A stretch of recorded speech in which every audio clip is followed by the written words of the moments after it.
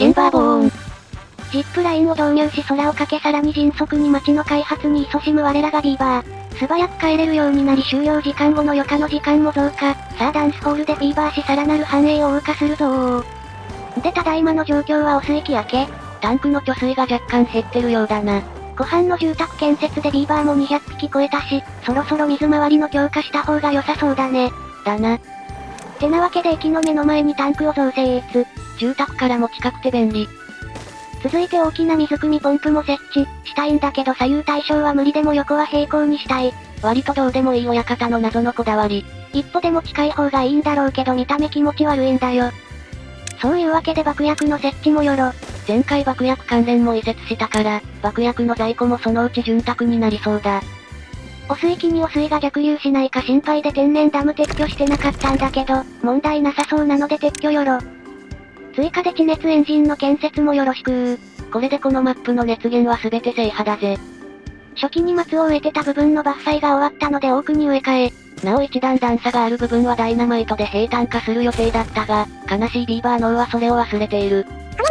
ビーバー語で話すな。ハッピーポンプ設置予定地の整地完了、貯水量も極小だけど増えたぜ。そろそろ底下げ工事もした方がいいかな？広い範囲の貯水はあるけど水深が浅くて長期の換気に弱いんだよな。深い貯水湖の建設も計画した方がいいかもね。だな。そんな大切な水をかけ流す贅沢なビーバー。めっちゃ気持ちよさそうにシャワー浴びとる、守ってあげたいこの笑顔。コメント欄で命の水の音源が欲しいとお願いされ、スピーカーで流す気だなと思い私もスピーカーを設置。これ標準音源以外に MP3 追加できるのな。そういえば汚水器用の水門は自動化設定しまして、気象センサーで汚水器1時間前に上がるようになりました。さっきのスピーカーにも設定すれば汚水器前に警告とか出せるぜ。そうこれもコメント欄でご指摘いただいてたんだけど、水深センサーで水位が下がったら放水するシステム。この設定だとちょっと放水して少しでも上限超えただけで止まっちゃう。加減設定だけじゃダメ。てなわけで上限確認用に水深センサーを増設。あとはリレー配信でなんとかできるかな？この後リレーを使って小1時間頑張るも、やりたいことができずレイムはふて寝するのであった。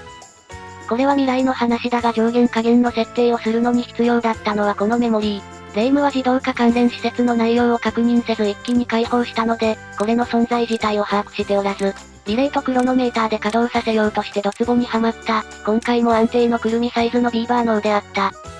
いのちのみずうるせえ。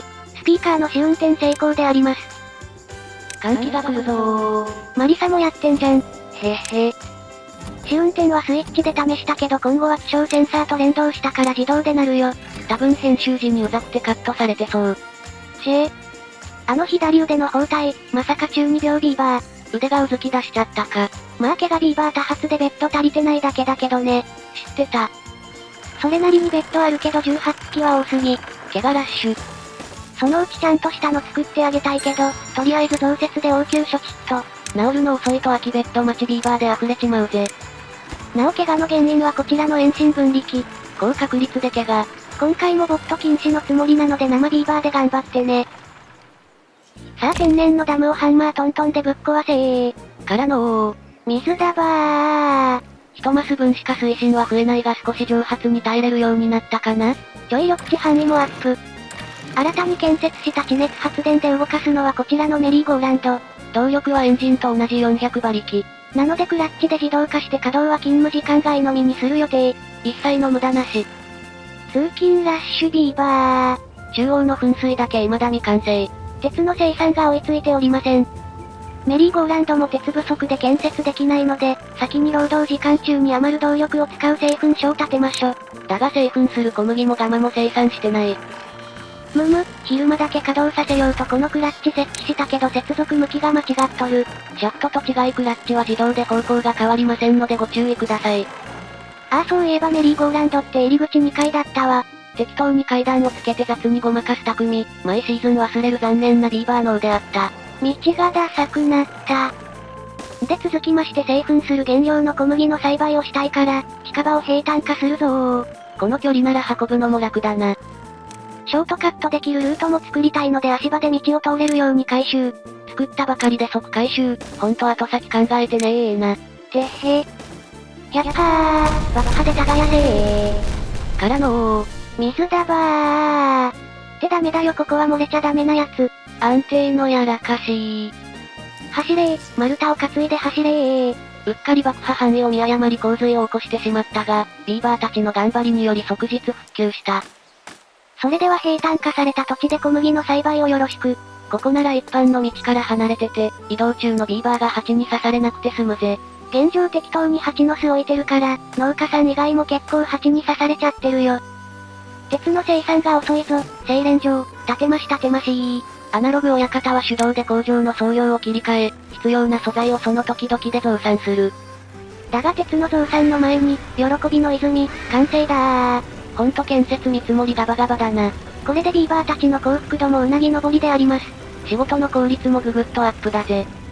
あれがこうでこれがああで。レバーで手動操作で自動化のリレー動作確認をするも、思うように動かなくイラッとしているアナログ親方の様子。だーもうめんどくせー。ビーバー一匹常に働いとけ。頭使うよりビーバー増やした方が楽だ。くさー。そういえばジップライン接続可能範囲は、この矢印の表示でわかることを思い出しました。これで最大長の30メートル設定が楽ちんに、コメント欄で指摘してくれた方もありがとう。あったーす。パン関連生産にあたり大きな倉庫も作らなきゃ。倉庫は地味にでかくて増築が大変だぜ。夜な夜な虚無の表情で回るビーバー。なお、夜間専用となったことで、子供も夜にしか乗れないデメリットもあります。常に動かせた方が子供の成長にはいいかもだね。お水気が来るぞー。あれ？スピーカーから音出なかったね。お前が自動化ミスったんじゃね？今は自動化の顔は見たくないよ。放水自動化ができず自動化を毛嫌いしてるアナログ親方。3匹ほどの塾になっちゃったけどロッジを撤去して倉庫増地行く。パンは全部で3種類、必要な粉は2種類でその原料も2種類、少なくとも倉庫が7棟も必要。メープルも使うからタンクも必要になるよ。予備の備蓄も考えると倉庫はいくらあっても足りないな。見た目が気に入らないので湖畔の周りを平坦化。あと強制立ち退きさせちゃったこのために、湖畔の住宅を優先で建設指示。急いで作れ、今晩の塾になるぞ。爆薬の大量生産も軌道に乗り在庫あり、細かいところもちょい爆破。ヒーハー、ハンマーでぶったたいて爆薬を設置だぜ。爆薬の取り扱いなんだからもっと慎重にやりなさいよ。命の危険を顧みないロックな生き方がビーバー。はっはー。これでここもいい感じの平らな緑地になるぜ。農業に向いてるけど景観的には微妙かな。ここもそのうち住宅街かな？悩ましいな。そうコメントで教えていただいたタイマーと連動してインジケーターを街灯として使うテクニックをご紹介。だがすぐ建設の邪魔になり取り壊した。ごめんちゃい。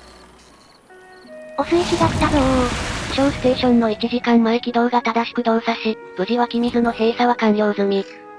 さらに充実したビーバー性を謳歌してもらうためにキャンプファイヤーを増地行く。初期に建てた倉庫を解体して、サムネ撮影の時に煙が鬱陶しかったグリルを移設。まあここはここで奥の集合住宅に煙かかるぜ。てなわけでまだ倉庫足らんので増築よろしく。2階に通じる足場も建設、2階建ての巨大な倉庫になりそうだ。